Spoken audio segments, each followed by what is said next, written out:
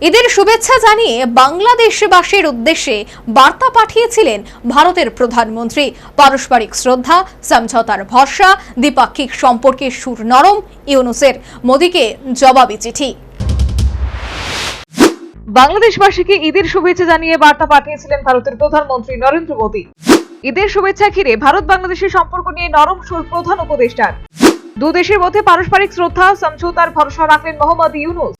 দুটি বিষয়কে হাতিয়ার করে দ্বিপাক্ষিক সম্পর্কের উন্নতির আশা করছেন নোবেলজয়ী অর্থনীতিবিদ। বিশ্বজুড়ে পালিত হয়েছে ঈদ উল আজহা বা বকরি ঈদ। সেই উপলক্ষে বাংলাদেশের অন্তর্বর্তী সরকারের প্রধান উপদেষ্টা ডক্টর মোহাম্মদ ইউনূসকে বার্তা পাঠিয়ে বাংলাদেশবাসীকে শুভেচ্ছা জানিয়েছিলেন প্রধানমন্ত্রী নরেন্দ্র মোদী। তার বার্তা ছিল, ভারত সরকারের তরফে আপনাকে এবং বাংলাদেশের মানুষকে ঈদের শুভেচ্ছা। এদেশে লক্ষ লক্ষ মুসলিম নাগরিকও এই উৎসব পালন করেন। এই উৎসব আমাদের আত্মত্যাগের মূল্য বুঝতে শেখায়। আপনার সুস্বাস্থ্যের কামনা করি। বার্তাটি সম্প্রতি নিজের এক্স হ্যান্ডেলে পোস্ট করেন ইউনূস। এর উত্তরে নিজের লেখা চিঠিটিও তিনি সোশ্যাল মিডিয়ায় প্রকাশ এনেছেন।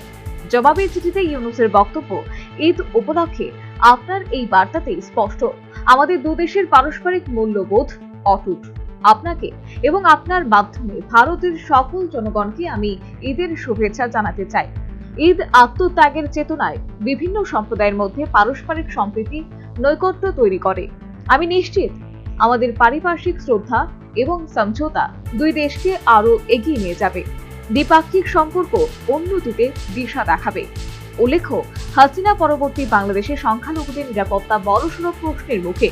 হিন্দুদের উপর নির্যাতন বেড়েছে বলে ঘন ঘন অভিযোগ। বাংলাদেশের অন্তর্বর্তী সরকার এই দমন নিপীড়ন রুখতে ব্যর্থ বলে আন্তর্জাতিক মঞ্চে সরব হয়েছে মানবাধিকার সংগঠনগুলি। ভারতের বিভিন্ন জায়গায় এই নিয়ে বিক্ষোভ প্রতিবাদ হয়েছে।